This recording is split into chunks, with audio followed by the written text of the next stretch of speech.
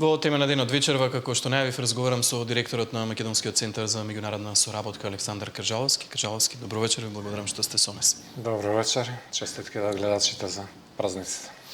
Крджаловски, со сериозни политички теми некако стартуваше годинава или такви се најавите. Премиерот Мицковски најави лидерска средба која планира да се одржи на 14 јануари. Филипче 2 дена поред одбива таква средба под изговор дека не сака да разговара со криминалци или да седне на иста маса со криминалци. Би имало ли некаков резултат или ефект од лидерска средба на која што нема да учествува Венко Филипче?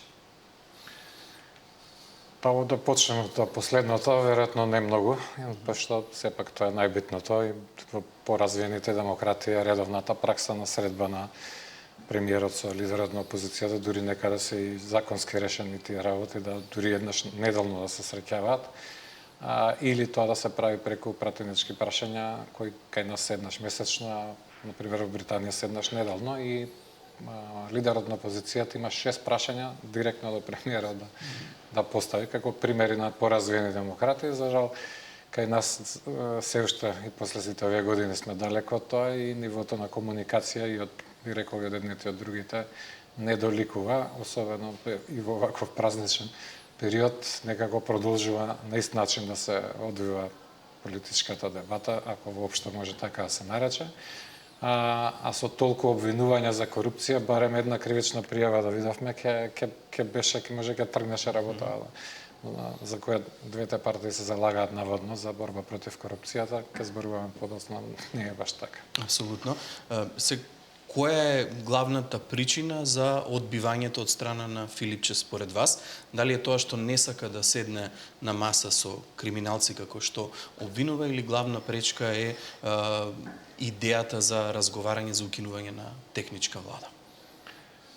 Па не можеме да навлегуваме во причините, она што беше кажано на брифингот и на пресконференцијата, ги поставува, да речем, некои аргументи, ако не држи многу, бидејќи тие сега го разговарат во парламентот, ако ништо друго на пратеничките прашања и се состануваат, и не е начин па дури да се праќа некаква порака за ако има криминалци, има постапка, нека се поднесе кривична пријава за сето тоа што е наведено и во едното и во другото соопштение, и да видиме што ќе биде, а не вака навикнати сме на пресконференции со години се зборува, а реално нема случај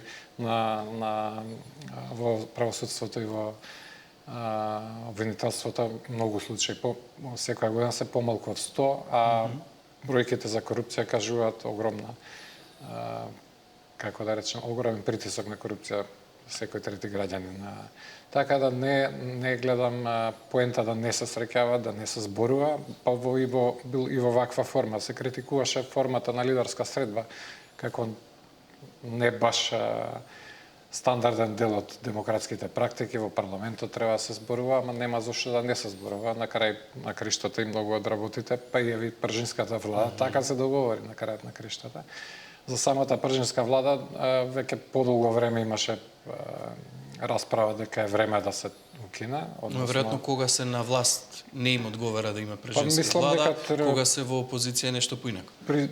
Шансата беше кога ВМРО понуди како опозиција да нема веќе така и треба се пропушти, не знам зошто, за последни избори можеше тоа да се направи, кога веќе опозицијата го предложи тоа, сега да се му смета како опозиција дека не треба и очигледно нема да се случи тоа.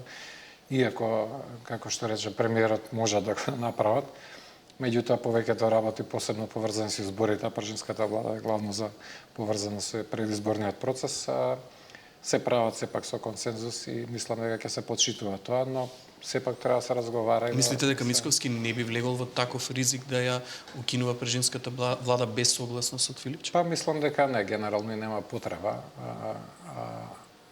Мислам дека колку и да се препукуваат еви на овој начин, сепак за изборните правила има консензус и генерално секојаш се почитувало тоа да има согласност од сите партии за промени во изборниот процес. Сега Филипче вели дека ова само го потврдувало она што неговата партија го говори, дека владеачкото мнозинство се подготвува за предвремени избори. Ви личи ли вас дека власта се подготвува за предвремени избори? Па не баш и не гледам посебна причина. Така беше најавувано и пред локалните избори, па дури и после и со такви резултати. Сега владината коалиција има причина да стимулира такво нешто или да форсира за да зајакне плюс позицијата и во парламентот, но како што рекоа и самите, скоро се блиску до двотретинско мнозинство. Веројатно тоа може да се постигне ако баш мора, со 3/4 пратеници да преминат од опозицијата, отколку да се прават предвремени избори, така да лично не верувам и не сметам дека ќе се случат или дека има сериозни намери владачката коалиција сега да размислува за нови избори. Колку има според вас намери власта да ја реализира реформската агенда? Од она што е познато до сега само еден закон помина во собранието, законот за судски совет, многу мал процент од тоа реформска агенда е реализирана. Може ли да се очекува нешто во оваа година? За жал не се заврши годината како што најавуваше премиерот, односно не се донесоа, се поднесоа неколку од битните закони од таа реформа, но не се допрва треба да следи парламентарниот процес и како што видовме со некои други закони кои се закочени заради Банитеровото мнозинство, закон за локална самоуправа на пример, ќе има очигледно нема толку лесно да оди тој процес и ќе потрае. А ние веќе ни поминуваат нови 6 месеци за нови работи што требало да се прават според реформската агенда во овој период. Доцнеме во таа смисла. Не е невозможно да се стигне, но очекувањето беше дека уште овие 6 месеци што поминаа ќе стигнеме голем дел од тие работи да се стават во функција, односно да се донесат во парламентот. Тоа не се случи.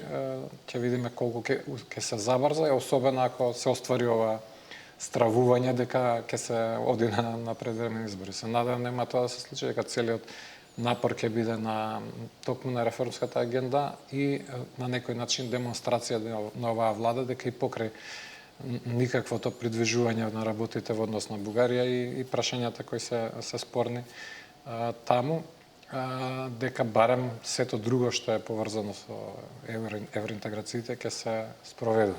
Може ли лидерската средба на која што треба да присуствуваат и представници од ДУИ и од Левица и од сите пратенички групи кои што имаат во собранието политички партии да помогне за придвижување на тој процес? Па секако, секој диалог е особено меѓу релевантните политички партии ќе придонесе за таа, пак ќе споменам примерот што го кажав, многу почесто треба да се случува тоа. Во парламентот не само да се расправите за законите кои се ставени на дневен ред, туку за целата ситуација во државата и особено постигнување она што долго време го кажувам, особено од Преспанскиот договор, дека уште тогаш се пропушти приликата за постигнување национален консензус и сметам дека мораме тоа да го направиме, зашто ваквите препукувања одат на воденицата на Бугарија, дека и на непридвижувањето на европскиот евроинтегративниот процес, бидејќи разделеноста покажува дека нема причина другата страна било што да попушта. Само ќе треба почека некој друг да дојде на власт да се случат промените што се очекуваат и ние со усогласена позиција, едноставно не е послаба позицијата без оглед која е на власт. И сега морам да ве прашам, затоа што Мицковски не се откажува од најавата за испраќање покани до лидерите на политичките партии, дали каква порака ќе испрати ако седне на маса со сите останати, а го нема Филипче на таа маса? Секако не е многу добра, но повеќе ќе биде, како се вика, полоша ке пораката од Филипче, ако не се појави, а сите други дојдат. Не гледам некоја посериозна аргументација за да не се прави тоа што не треба ни во парламент што е разликата. Така да мислам дека треба, ако веќе се закажува, треба да се одржи, да присуствуваат сите и да се прават обиди за национален консензус. За жал, риториката и на едните и на другите не помага да се стигне до елементарно разбирање, камоли па до консензус за битни прашања. Сега, рековте уште на почетокот дека и двете страни меѓусебно се обвинуваат за тоа кој го контролира судството во државата, за борбата со корупцијата. Меѓутоа, вие пред крајот на годината излеговте со едно истражување во однос на перцепциите на граѓаните за состојбата со корупцијата. Еден многу загрижувачки податок имаше таму дека 45% од граѓаните би дале корупција, би подплатиле ако треба да завршат некаква работа. Ова некако според мене значи дека граѓаните некако се навикнаа да живеат во корумпирано општество. За жал така е и не, скоро сите параметри се влошени во однос на ние на секој 2 години го правиме ова и на пример коруптивниот притисок што не е само перцепција, туку е виктимолошка анализа, односно се прашаме дали ви било побарано мито и дали сте дале. И тоа е зголемено од 37 на 36%. Значи, секој трети граѓанин, тоа е пола милион луѓе се на некој начин нешто направиле. Ситно, ама им било побарано дали. И она што го кажавте и вие, и скоро пола сметаат дека така треба. Нема друг начин да се заврши елементарна работа во државата. И тоа е најголемиот проблем. Двете партии викаат тоа, ама со години ова не се менува. Она што е индикативно за ова, различно е што всушност довербата кој може да направи нешто е зголемена во владата и во МВР. И МВР и претходно имаше најголема доверба, например Државната комисија за спречување на корупцијата е останата на 37% доверба дека може нешто да направи. Толку било и пред 2 години, ама на владата е скоро дуплирано, на околу 40 и нешто, некој процент, а МВР дури 50%, биле 37, сега 50%. Значи, има зголемено очекување дека оваа конкретна влада, оваа владина коалиција може да направи нешто. Ама, од друга страна, реалната ситуација е влошена и генерално подложноста или песимизмот на граѓаните останува дека сепак нема да се смени многу и ваквиве соопштенија фактички одат во прилог на тоа дека нема многу да се смени. Наместо се препукуваат со соопштенија, нека поднесуваат кривични пријави, бидејќи пак споменав помалку 100 пријави има, а помалку 10 осудени за корупција. А ако пола милион биле вклучени, кај е разликата? Дури да претеруваат, пак е огромна разликата на активната борба против корупција. Сега се под притисок и државниот јавен обвинител поднесе оставка дента кога требаше да одлучува собранието за негово разрешување. Во една ваква ситуација очекувате ли дека власта може да испорача подобри резултати во борбата со корупцијата во ситуација во година кога треба да избере нов државен јавен обвинител? Па останува болка правосудството и обвинителството и тука пак дури нема ни, мислам дека дел од проблемот што не се случува многу е дека имаше разлика меѓу планот на ВМРО-ДПМН на изборите 2024, тоа што сака да го направат по-радикална реформа на судството и она што Европската унија го препорача, но не се оди толку радикално како Албанија, например, со ветинг на судиите, па останаа со 8 судии, сега се друго се тргна. И тоа наприпад ново закочување на судскиот систем таму, иако донесе и добри резултати во таа смисла. Но имаше разлика и не гледам дека тоа е разрешено, односно предпоставам се повлече ВМРО-ДПМН да се прилагоди повеќе кон очекувањата или препораките од мисијата што беше на Европската унија, како да се разреши. Еве имаме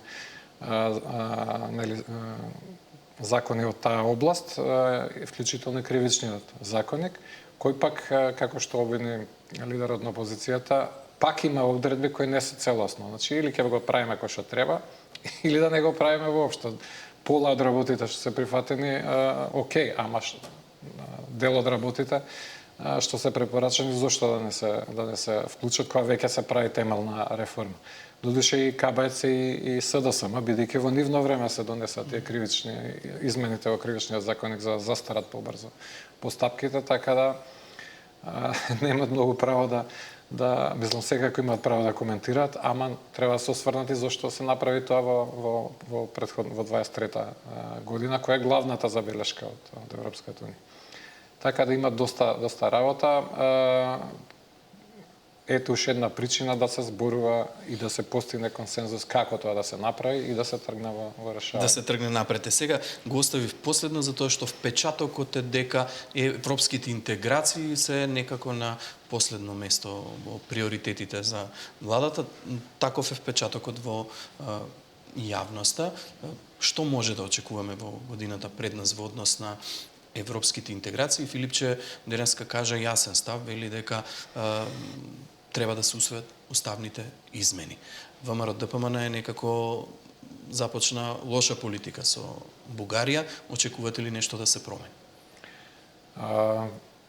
Мислам дека првото барање на Филипче всушност за лидерска средба беше токму за ова, да се постигне да се разговара, така да ето уште една причина е тоа да биде на дневен ред на лидерската средба и да се дојде да се разговара за тоа, бидејќи точно е дека нема поместување. ВМРО ДПМН ше заправо проба да ги направи сите работи што рече дека ќе ги направи во предизборната програма, да се обиде со одложено да се донесат уставните, но со одложено дејство, да се промени преговарачката рамка или протоколот 2 да се исфрли од нејзе и такви некои или добра волја да покаже Бугарија. Тоа ништо не успеа очигледно и пак ќе речам нема причина Бугарија да направи отстапки, особено што покажа дека нема волја да ги направи во овој период, така да останува да видиме се што ќе правиме ние со торпедирање на сите тие предлози.